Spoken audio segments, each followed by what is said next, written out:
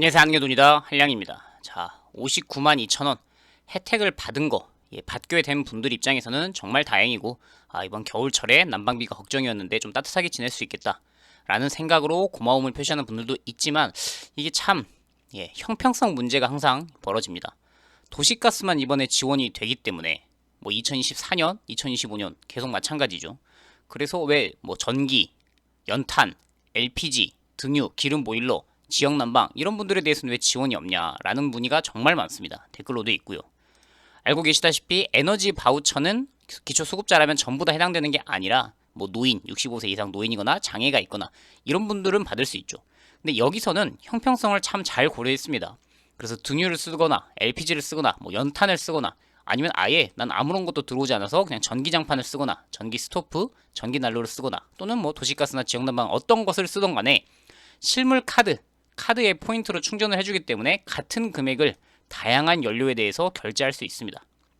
이번에 시행되는 59만 2천원 이 12월부터 3월까지 지원한 한시 지원 제도는 다른 모든 연료가 빠지고 도시가스만 포함됐습니다.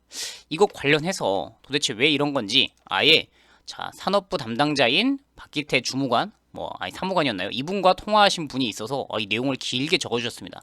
그래서 한 개인이 이 담당자 혼자서 이걸 결정할 수 있는 사항도 아니고 우리가 그분께 왜 이걸 불공평하게 이렇게 하냐라고 공무원 한 명 개인에게 민원을 제기한다 해서 달라질 것도 없는 거 많이들 알고 계실 겁니다.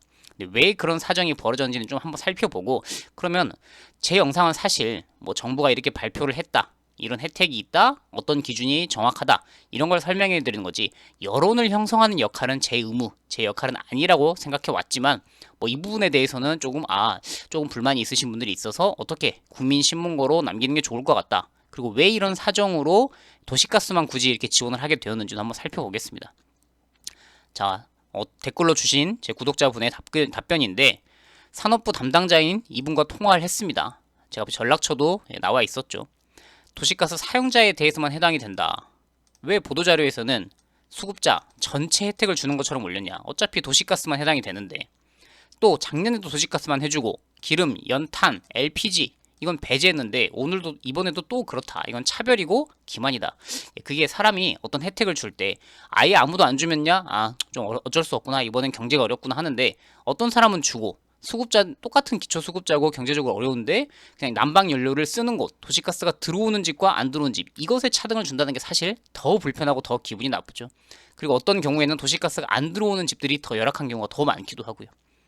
사실 같은 수급자라 하더라도 도시가스가 들어오는 지역의 수급자분들보다 말씀하셨네요, 다른 에너지를 사용하는 분들이 더 경제적으로 어려운 분들, 외곽에 살고 있는 사람들이 대부분이다. 2022년도 2023년도였습니다. 2023년도 해주던 것처럼 카드로 적립을 하면 형평성에 맞지 않냐? 이분도 아주 정확하게 알고 질문을 제기하셨네요. 근데 이 담당자께서는 일리가 있는 말씀인데, 저기서 참 안타까운 게 약간은 총알바지, 모든 방패막이 민원 사례라든지 담당자이기 때문에 잘못된 일에 대해서 본인이 약간 맹비난을 받게 되는 것 같아요. 그런데 이분 혼자서 말씀드렸다시피 결정할 수 있는 사안이 아니죠. 예산 문제도 그렇고 장관, 대통령실 이렇게 국회 이런 쪽에서 결정을 해줘야 되는 문제입니다. 이번에 왜 그렇게 됐냐? 도시가스 외에 에너지 관련 업무는 환경부로 이관이 됐다라고 합니다. 그래서 산업부에 얘기를 해봐야 큰 의미가 없는 거예요. 그래서 또 부탁을 하셨습니다. 이 질문자님은 우리가 환경부로 넣는 것은 할 수도 있지만 환경부에 좀 전달을 해주시다. 본인도 그러겠다. 이분도 안타까우니까 이런 얘기도 하시겠죠.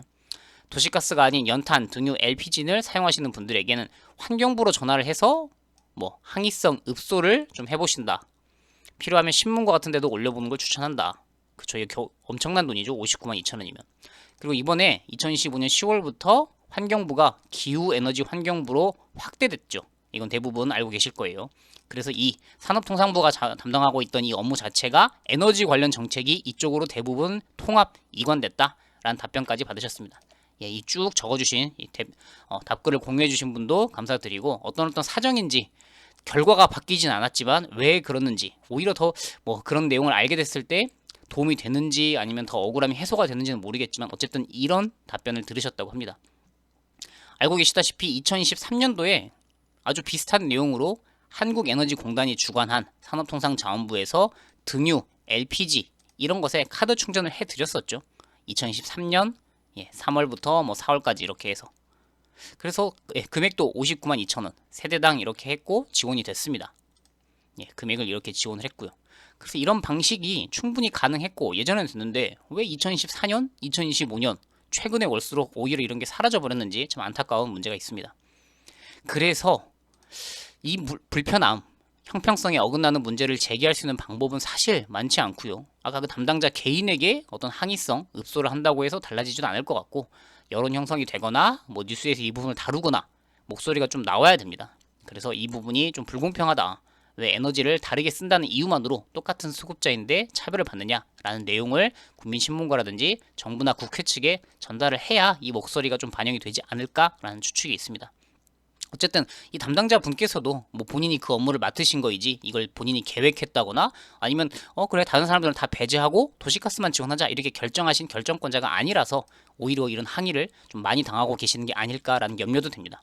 어쨌든 이런 답변을 해주셨고 이제 본인도 좀 걱정이 된다. 뭐 다른 방법을 좀 강구해 보겠다라는 노력도 하신다는 답변도 받았다고 하죠. 어쨌든 구독자분이 이렇게 왜 그런 사정이 있었는지 아주 조금이나마 알 수 있는 답변을 공유해 주셔서 감사드립니다. 또 다른 유용한 정보 있을 때 찾아오도록 할게요. 안녕히 계십시오.